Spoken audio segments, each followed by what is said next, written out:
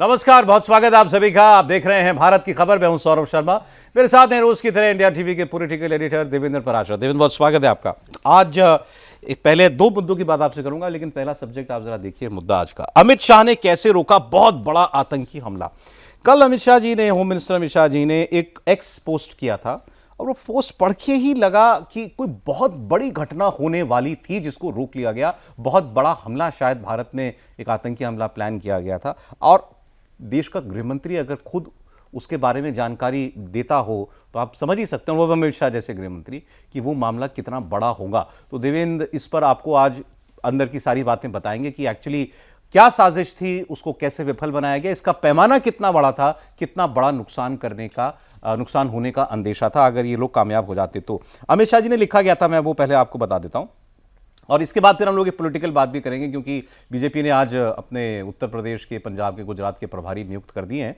तो यूपी और पंजाब में खास तौर पर बीजेपी का अभी तक का असेसमेंट और वहां की राजनीतिक ग्राउंड वहां का कैसा दिखता है, उसकी बात करेंगे। लेकिन आते हैं पहले इस आतंकी हमले को विफल कैसे बनाया भारत ने। अमित शाह जी ने लिखा कि मोदी सरकार ने आईएसआई बैक्ड एक टेरर ग्रुप, आतंकी ग्रुप शहजाद भट्टी नेटवर्क को इंडिपेंडेंस डे से पहले पूरी तरीके से विफल बना दिया और वो 200 लोग पकड़े गए। 200 लोग एक साजिश से जुड़े हुए। आप इसी से अंदाजा लगाइए कि कितना बड़ा इरादा होगा इन लोगों का।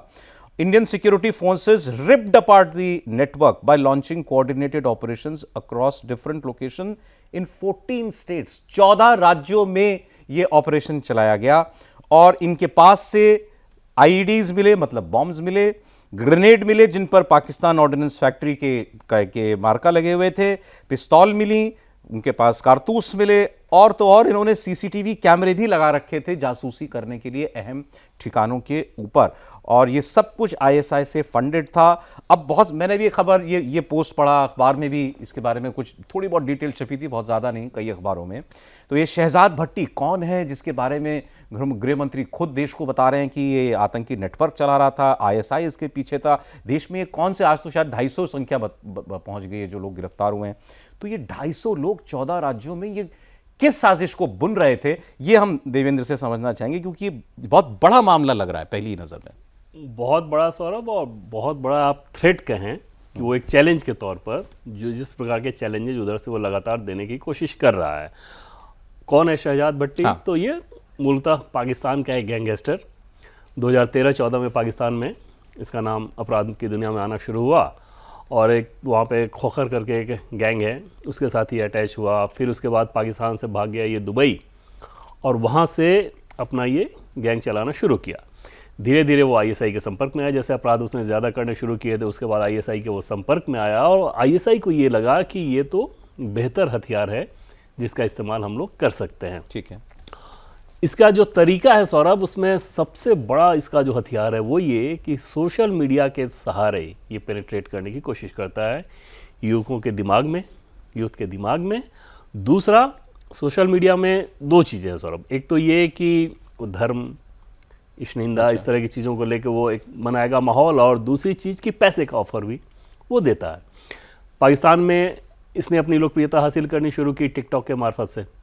वैसे वीडियो बना के वो डालता था और वो सारे वीडियो उसको इसी रूप में होते हैं कि इश्निंदा से संबंधित, अल्लाह से संबंधित, इस तरह की बातें करना। तो आप समझ सकते हैं कि उसका एक ऑडियंस तैयार हो जाता है और वहाँ पर इसने खूब अपनी लोकप्रियता बटोरनी शुरू की और अपराध से उसी रूप में बढ़ाना ये शुरू किया। तो जैसे आईएसआई के संपर्क में आया तो आईएसआई ने, ख़ास तौर पर आप देखें तो भारत के संदर्भ में पिछले 2 साल में इसका इस्तेमाल करना ज़्यादा शुरू कर दिया आईएसआई ने, जो प्रमुखता से उसका नाम आना शुरू हुआ।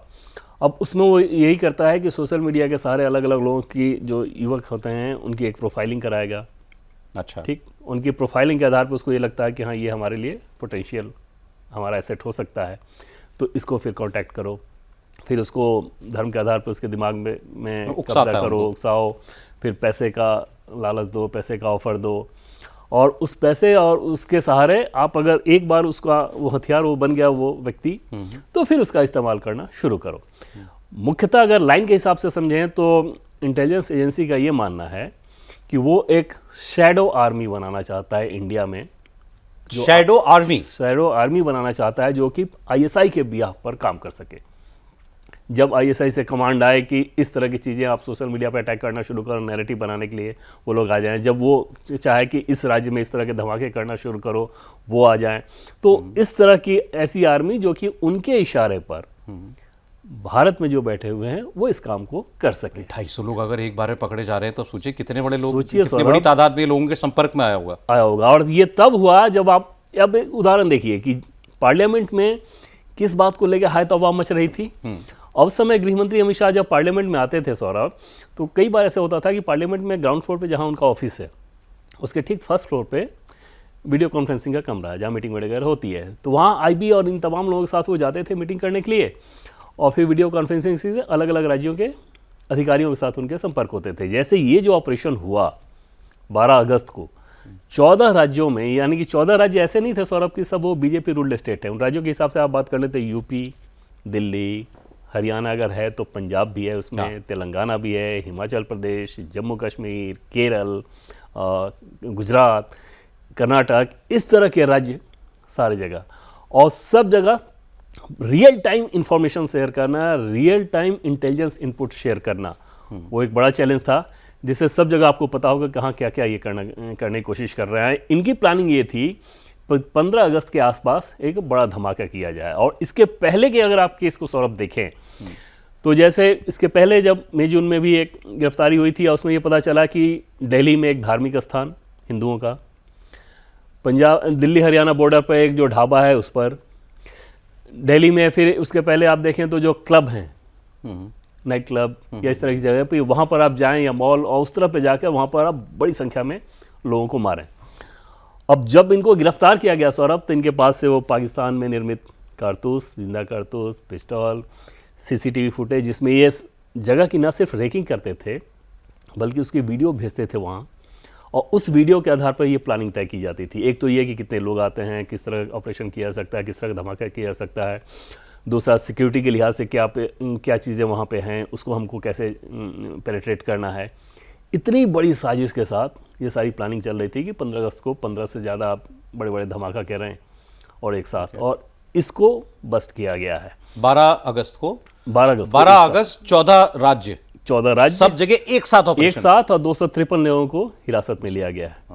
और अलग अलग राज्यों पे अलग अलग संख्या है। आप अंदाजा लगाए ना, पूरे देश 14 राज्यों में एक single coordinated operation, real time intelligence का मतलब है सभी जगहों पर जो भी लेटेस्ट जानकारी होगी वो रिले हो रही होगी कि यहाँ ये हो गया है, वहाँ कितना पहुंचा, यहाँ कौन है, यहाँ इतने लोग हैं। और गृह मंत्री के तौर पर सौरभ अगर आप देखें ना तो अमित शाह का जो सबसे बड़ा फोर्टे है वो गुजरात में जब गृह राज्य मंत्री थे, गृह मंत्री वहाँ पे रहे थे, तो तब से आपको ध्यान होगा कि हाल के दिनों में किस प्रकार से उन्होंने बताया भी कि जब वहाँ पर धमाके हुए तो पीएम ने, तब जब मुख्यमंत्री थे मोदी जी, उन्होंने बोला कि NSA अजीत डोभाल को बुलाया था और तब ये कहा था कि आप उनसे सहयोग लें, न सिर्फ गुजरात बल्कि पूरे देश में जो आतंक का मॉड्यूल है इस पर आपको काम करना है। तो ये सारी चीज़ें वो पहले से इन चीज़ों को समझते रहे हैं।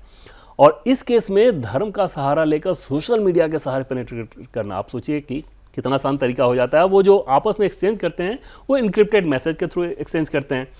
इसका नाम सौरभ तब भी आया था जब पंजाब के एक यूट्यूबर पर ग्रेनेड अटैक इसने कराया, जिम्मेदारी ली और ये कहते हुए कि इसने इस्लाम के खिलाफ बोला है। दूसरा मिथुन चक्रवर्ती, वो जब बंगाल में सौरभ, उन्होंने, आपको ध्यान होगा कि हुमायूं कबीर ने नहीं बोला था कि 70% मुस्लिम हैं, 30% हिंदू हैं और काट कर भगीरथी नदी में बहा देंगे।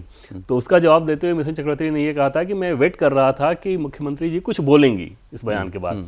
अब जब वो कुछ नहीं बोल रही हैं तो मैं ये कहूँ कि हम काट कर भगीरथी नदी में नहीं फेंकेंगे क्योंकि वो हमारी माँ है, हम तुम्हें तुम्हारी ज़मीन में गाड़ देंगे।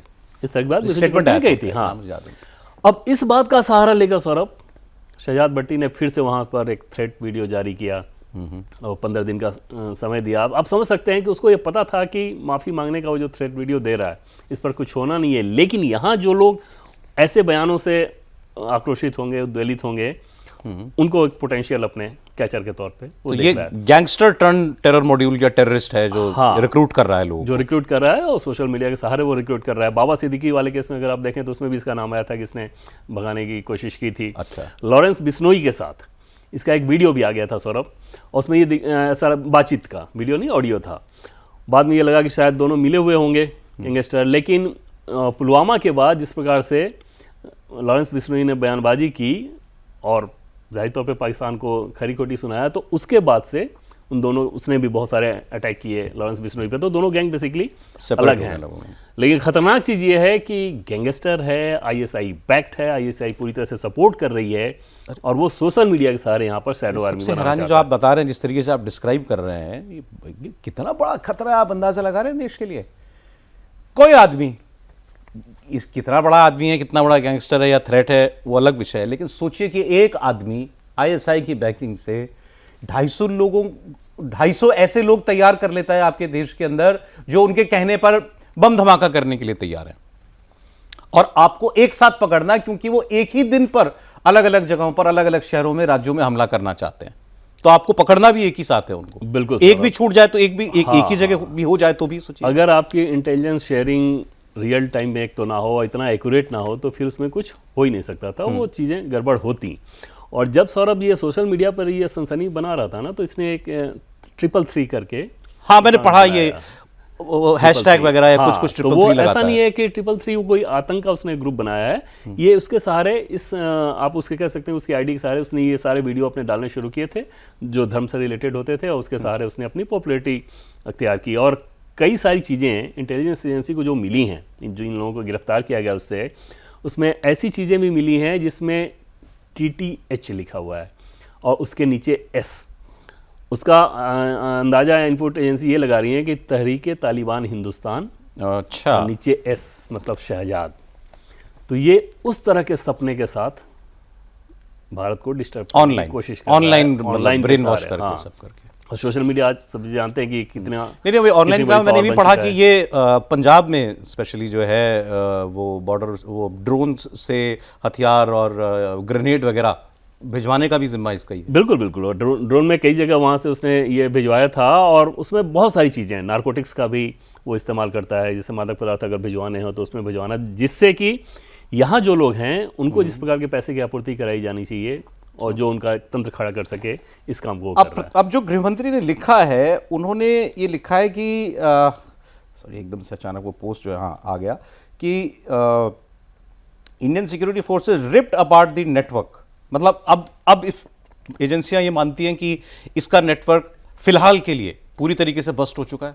हाँ निश्चित तौर पर सौरभ, क्योंकि इतनी बड़ी कामयाबी है, और इससे पहले भी लोगों को पकड़ा गया, जैसे मध्य प्रदेश से जब 2 आए थे उनको जब गिरफ्तार किया गया, तो उसमें फिर दिल्ली वाला मामला सामने आया था।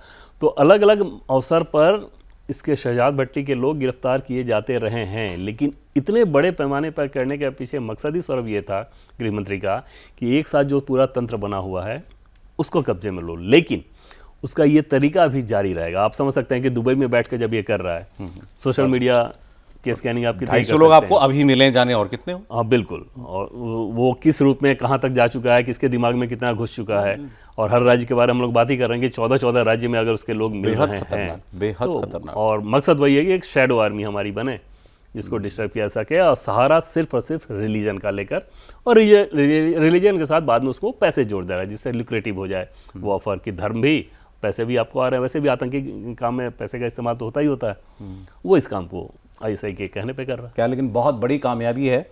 और 15 अगस्त पर आप अंदाज़ा लगाइए कि अगर जो भी इन्होंने बुना था, जो भी साजिश बुनी थी, अगर इसका एक फ्रैक्शन भी ये लोग कामयाब हो जाते कुछ करने में, तो कितनी बड़ी दुर्घटना हो जाती। और फिर सौरभ यहाँ पर सोचिए गृहमंत्री अमित शाह के काम करने के तरीके के लिहाज से कि एक तरफ पॉलिटिकल प्रेशर बनाने की, इतना दबाव उनके ऊपर, इतना हंगामा, इतनी सारी चीजें, गृहमंत्री कहाँ हैं, गृहमंत्री सदन में है, उसी जहाँ जिस दफ्तर में बैठ के वो आतंक के मॉड्यूल को खत्म कराने पर काम कर रहे हैं, उसी दफ्तर के बाहर, गेट के बाहर पॉलिटिकली इस रूप में अटैक हो रहा है।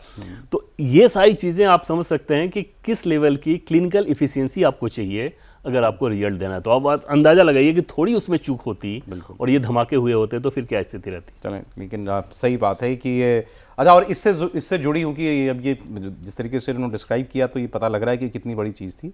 आगे भी इस पर कुछ हमें पता चलता रहेगा, तो कोई और जानकारी आएगी तो हम अलग से प्रोग्राम में आपको उसके बारे में बताएंगे। आइए थोड़ी अपने देश की हम नॉर्मल पॉलिटिक्स की बात कर लेते हैं। अब आज यूपी, पंजाब और गुजरात के लिए बीजेपी ने अपने प्रभारी नियुक्त कर दिए। बहुत बड़ी डेवलपमेंट नहीं है, लेकिन बात करने लायक है, क्योंकि कल ही पार्टी ने अपनी नई टीम डिक्लेयर की है और एक दिन बाद ही बड़े राज्यों के लिए जहां चुनाव होने वाले हैं उसके लिए उन्होंने लोग नियुक्त भी कर दिए हैं, अपॉइंट भी कर दिए हैं। अब से लेकर के अगले साल दिसंबर के बीच में 7 राज्यों में चुनाव होने हैं। उनमें ये 3 ही सबसे बड़े प्रदेश हैं, उत्तर प्रदेश, पंजाब और गुजरात। उत्तराखंड को भी आप उसमें भी गिन सकते हैं, लेकिन यूपी मेन है। हम लोग कल भी बात कर रहे थे, शायद कॉफ़ी में हम लोग बात कर रहे थे कि यूपी चार्ज किसको दिया जाएगा। सुनील बंसल जी भी हैं, महामंत्री हैं अभी। विनोद तावड़े जी एक्टिंग प्रभारी हुए ना, वो अभी प्रभारी थे। आप कह ही रहे थे कि मोस्ट प्रॉब्ली कंटिन्यू ही होंगे, तो वो अगले ही दिन ही कर दिया है पार्टी ने। विनोद तावड़े जी पर मतलब पूरा वो है। हाँ बिल्कुल सौरभ, और विनोद तावड़े अगर आप कहें कि इन महामंत्रियों की सूची में सुनील बंसल और विनोद तावड़े, क्योंकि पहले से वो महामंत्री हैं, ऑलरेडी सक्सेस रेट उनका दिख चुका है महामंत्री के तौर पर कि किन किन राज्यों में क्या उन्होंने परफॉर्मेंस दिया। और उत्तर प्रदेश के चुनाव के लिहाज से देखें तो विनोद तावड़े ऑलरेडी क्योंकि संगठन का काम देख रहे थे, तो ये समझ में आ रहा था कि यहाँ पर पार्टी कोई और नया एक्सपेरिमेंट इतने कम समय के लिए नहीं करना चाहेगी। संगठन प्रभारी की सबसे बड़ी भूमिका सौरभ यही रहती है कि आप वहाँ पर पार्टी ना बने, किसी गुट के साथ अटैच ना हो। मुश्किल है। हाँ, और संगठन और सरकार के बीच एक अगर कोई दिक्कत है, कोई गतिरोध है, कोई टकराहट है, कोई आप कह सकते हैं कि एंटी इनकम्बेंसी का असर संगठन पर है सरकार को लेकर, तो इन सारी चीज़ों को लिब्रिकेट करने का काम करना होता है। तो उस काम के लिहाज से विनोद तावड़े के ऊपर वो जिम्मेदारी दी गई है। और सौरभ, उत्तर प्रदेश का चुनाव एक टफ इलेक्शन होगा किसी भी पैरामीटर के हिसाब से आप देखें तो। मतलब बीजेपी उसको हल्के चुनाव में नहीं ले सकती। हल्के तौर पर अगर उस चुनाव को वो लेगी तो फिर वो बड़ा खतरा होगा उनके लिए।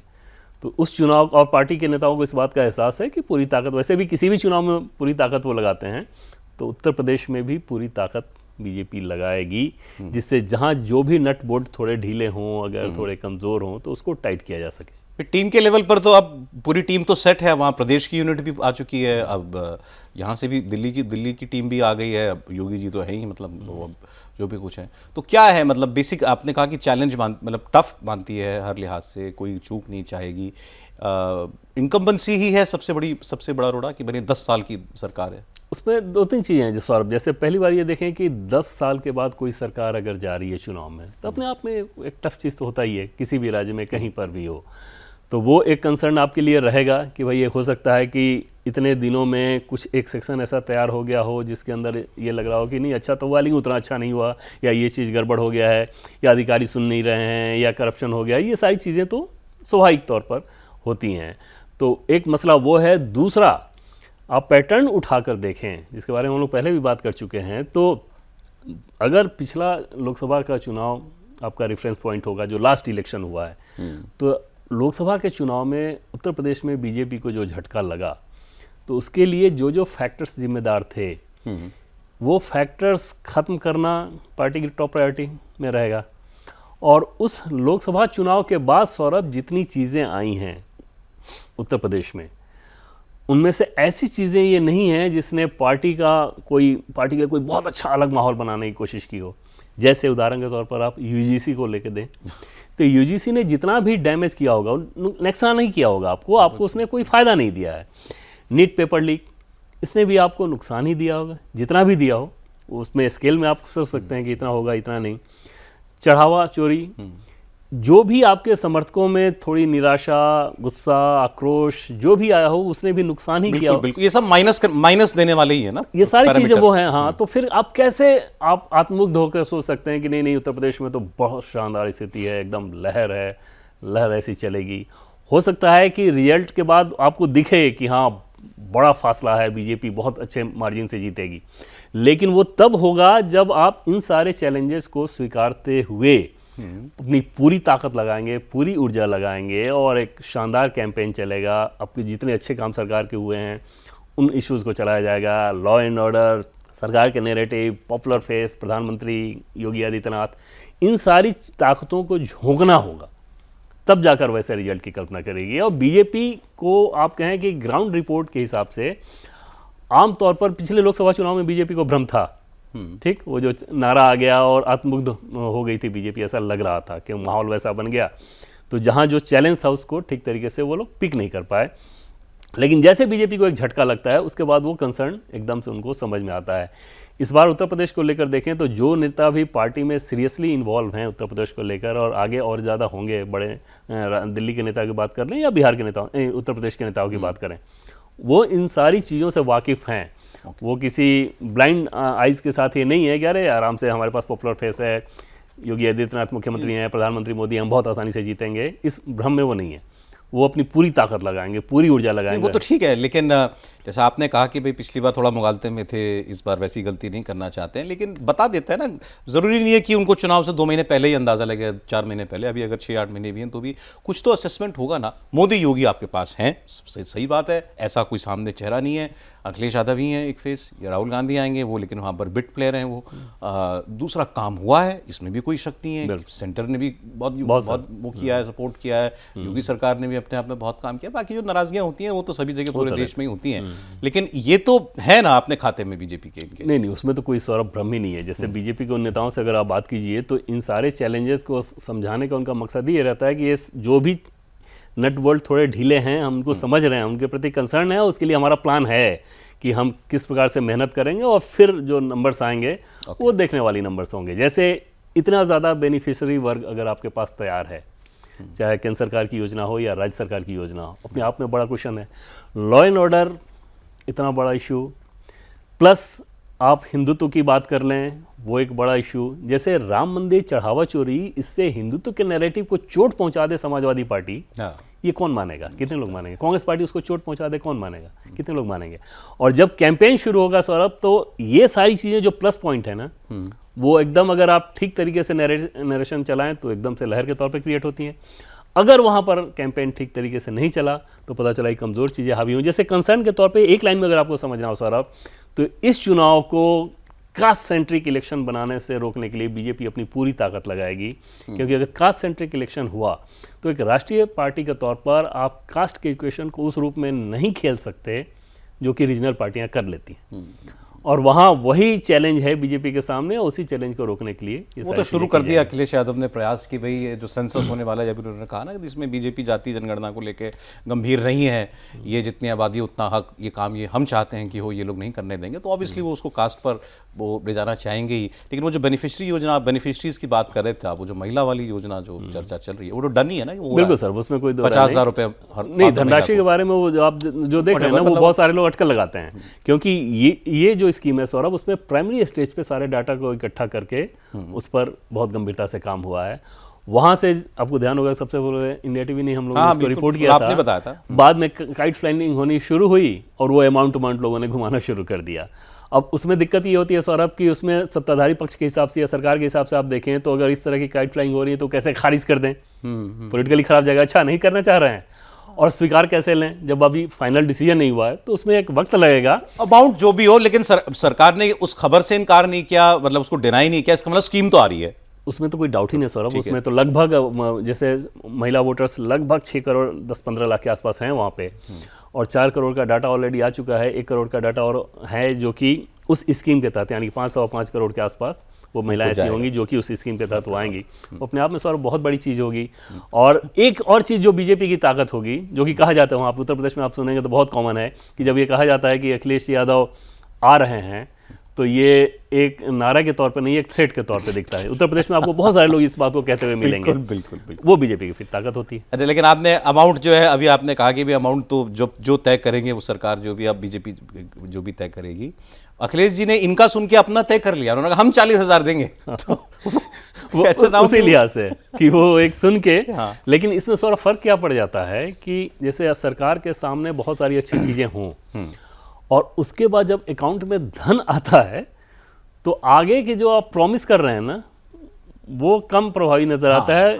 जिसने हमारी मदद की उसके पक्ष में लोग ज्यादा ये यूपी की रिपोर्ट थी अभी फिलहाल की। पंजाब की बात कर लेते हैं। पंजाब के प्रभारी भी अपॉइंट हो गए हैं। सतीश पुनिया जी राजस्थान के प्रदेश अध्यक्ष रहे हुए हैं, वो हरियाणा के इंचार्ज रहे हुए हैं। हरियाणा में अच्छी कामयाबी मिल गई थी बीजेपी को, अब उनको जो है भेजा जा रहा है पंजाब। और मैं पंजाब में खासतौर पर देवेंद्र से इसलिए बात करना चाहता हूँ, मुझे बहुत सारे ऐसे लोग मिलने लगे। अब ये पता नहीं ये परसेप्शन कैसे बन गया, शायद हमारे यहाँ भी कुछ लोगों ने आकर के इस बात को कहा, कुछ लोग मतलब पॉलिटिकल एनालिस्ट की भूमिका में जो लोग आते हैं कि बीजेपी बहुत अच्छा करेगी पंजाब में। तो समहाउ लोगों में इस बात को लेकर के क्यूरियोसिटी होगी, क्या वाकई ऐसा है? क्या पंजाब में भी बीजेपी बहुत अच्छा कर सकती है? क्या है असलियत? जैसे वहाँ के लोगों से अगर आप थोड़ा बात करें ना, तो बात करने पे ये समझ में आ रहा है कि ये जो माहौल बनाने के बाद बीजेपी को लेकर कही जा रही है कि बना है या बन रहा है, तो बीजेपी का अपना पहले का जो परफॉर्मेंस है उस रेफरेंस पॉइंट को उठाकर अगर आप देखेंगे तो उसमें फ़र्क आपको नज़र आएगा कि हाँ, इसमें की तुलना में ये ज़्यादा बड़ा फ़र्क है। अदरवाइज़ पंजाब में बीजेपी आज की तारीख में समझ में आने वाली ऐसी स्थिति नज़र नहीं आ रही है कि जिससे कोई अचानक कोई बहुत बड़ा इशू हो गया हो कि आपके पक्ष में इतना ज़्यादा माहौल हो गया हो। यस, बीजेपी ताकत लगा रही है, हाँ लगा रही है। ख़ास तौर पे एससी कम्युनिटी, ओबीसी कम्युनिटी, इसमें बीजेपी काम कर रही है, खूब कर रही है। लेकिन पंजाब का चैलेंज तो आप समझते हैं ना कि कितना बड़ा चैलेंज है। ख़ास तौर पे जो वहाँ पर सिख कम्युनिटी है, वो बीजेपी के साथ कहाँ उस रूप में जेल करती है। तमाम केंद्र सरकार के कामों के बावजूद, मतलब खास तौर पे अगर सिख कम्युनिटी के हिसाब से अगर आप देखें तो उनके रिलीजन के हिसाब से देखें तो प्रधानमंत्री नरेंद्र मोदी ने जितना कुछ किया है, इसमें कोई शक नहीं, वो कभी नहीं हुआ। लेकिन उसका पॉलिटिकल डिविडेंड उस रूप में मिलता नहीं। जो सिख कम्युनिटी के कुछ एक लोग जो बीजेपी से अलाइंड हैं, वो लोग यही प्रचार में लगे हुए हैं लगातार, वो यही कन्विंस करने की कोशिश करते हैं और कम्युनिटी को कि भाई इससे ज़्यादा और कौन करेगा हमारे लिए या हमारे गुरुओं के लिए जितना नरेंद्र मोदी ने किया है। बिल्कुल, और वो सब सौरभ उनके आदर में, उनके सम्मान में इससे ज़्यादा कौन करेगा, और वो सब रिकॉर्ड पर है। उसमें कोई भी ऐसी चीज़ नहीं है कि कहने की बात हो, सबके सामने हुआ है वो सारी चीज़ें। और लेकिन आप उसका पॉलिटिकल डिविडेंड वो मिल नहीं पाता। दूसरा, नशा के खिलाफ जो अभियान चल रहा है केंद्र सरकार का, स्वाभाविक तौर पर आप समझ सकते हैं कि पंजाब उसमें सबसे बुरी तरह से प्रभावित है। तो वहाँ के लोगों को भी तो ये समझ में आएगा ना कि हाँ, ये हमारी यूथ को मदद करने के लिए ये सारी चीज़ें हैं। बट उसके पॉलिटिकल डिविडेंड में दिक्कत है। और यहाँ पर अब सौरभ बीजेपी के लिहाज से चैलेंज है कि बहुत सारे लोग जो पंजाब पे ग्राउंड पे काम कर रहे हैं, उनका ये मानना है कि अकाली दल और बीजेपी साथ आ जाए तो उसमें दोनों का फ़ायदा है। अगर अलग गए तो दिक्कत होगी और फिर दोनों के लिए बहुत बड़ा नुकसान है। दोनों एक साथ आते हैं तो एक शहरी क्षेत्र की पार्टी, दूसरा ग्रामीण क्षेत्र की पार्टी, फिर मिलकर वो एक बुके बनते हैं और तब ये सोच सकते हैं कि 35-40% वोट का तक हम पहुँच सकते हैं। अन्यथा दोनों अलग अलग तरीके से ही रहेंगे। आम आदमी पार्टी की सरकार के हिसाब से सर अगर बात करें तो पहले आप देखें तो पंजाब में ये सारी चीज़ें नहीं होती हैं, जिस प्रकार के बेनिफिशियरी स्कीम वहाँ भी चलाए जा रहे हैं, तो वो एक ताकत है उस सरकार की। अब तो उन्होंने वो महिलाओं को डीबीटी वाली स्कीम लागू कर दी है, वो कर दिया इलेक्ट्रिसिटी को लेके। तो ये सारी चीज़ें वो पहले से जो उन्होंने किया है, तो ग्राउंड पर उसका असर है और यही उनकी सबसे बड़ी ताकत होगी जिसके सहारे वो चुनाव जीतने के लिए सोचेंगे। और बाकी राज्यों में सौरभ बेनिफिशियरी स्कीम अगर पे करती है तो पंजाब में कैसे पे नहीं करेगी? इनको शायद ज़्यादा उम्मीद इस बात से कि पंजाब में 3-4 कॉर्नर फाइट होगी, वोट बटेगा और अपना उनका जो हिस्सा है वो आ जाएगा। कांग्रेस पार्टी स्वाभाविक तौर पर एक अच्छा विकल्प हो सकती थी। अभी भी आप देखें तो चैलेंजर के तौर पे आम आदमी पार्टी कांग्रेस पार्टी को ही देख रही है, लेकिन कांग्रेस पार्टी की आपसी गुटबाजी जो है वो एक यूनिट के तौर पर एक सीरियस थ्रेट पेश कर सके आम आदमी पार्टी की सरकार के खिलाफ, वो होता नजर नहीं आ रहा है। बीजेपी को करिश्मा कर दे अचानक नहीं, अगर अकाली दल और बीजेपी एक साथ आ जाए और फिर 3/4 कॉर्नर अगर इलेक्शन हो रहा है, फिर वारिस दे पंजाब और ये इस तरह के कई सारे कैंडिडेट होंगे, तो फिर बड़ा नैरो जाएगा इलेक्शन का रिजल्ट। और उस कंडीशन में एनीथिंग कैन हैपन। इनसे कुछ ज्यादा उम्मीद कर रहे हैं क्या बीजेपी के शुभचिंतक ये संदीप पाठक जो आम आदमी पार्टी से आए राज्यसभा के सांसद? संदीप पाठक के हिसाब से आप देखें तो वो ताकत है बीजेपी के लिहाज से, पंजाब के संदर्भ में भी। मतलब अपना उनका जो बैकग्राउंड है वो तो बीजेपी के लिए बहुत बड़े एसेट हो सकते हैं अगर बीजेपी की रीति नीति को ठीक तरीके से समझें और बीजेपी भी उनको ठीक तरीके से समझ के लंबा चलाए। तो पंजाब के केस में उनको एक एक कंस्टिट्यूंसी की जानकारी, एक एक चीज़ का डाटा है उनके पास, तो वो लगातार इस चीज़ को वो बताते रहेंगे। लेकिन यहाँ मसला सिर्फ डाटा का नहीं है, नरेशन का भी मसला रहेगा। सतीश पूनिया का सर वहाँ भेजने के पीछे मकसद ये है कि जाट कम्युनिटी से आते हैं, हरियाणा में ऑलरेडी काम कर चुके हैं, तो हरियाणा पंजाब की तासीर बहुत कुछ मिलती जुलती है। तो आप समझ सकते हैं कि इन महामंत्रियों में सबसे बेहतर उनको समझा गया। करें, खैर इंटरेस्टिंग रहेगा पंजाब का चुनाव, इसमें कोई शक नहीं है। आज एक इससे पहले हमने जो इशू किया, बहुत बड़ा इशू था कि एक बड़ा आतंकी हमला कैसे नाकाम बनाया गया और बहुत उसकी इम्पोर्टेंट डिटेल्स पीछे की वो देवेंद्र ने आपके साथ शेयर की और फिर ये थोड़ी पॉलिटिकल गपशप हुई। देवेंद्र बहुत धन्यवाद, आप स्टूडियो में आए। भारत की खबर देख रहे थे आप, आज इतना।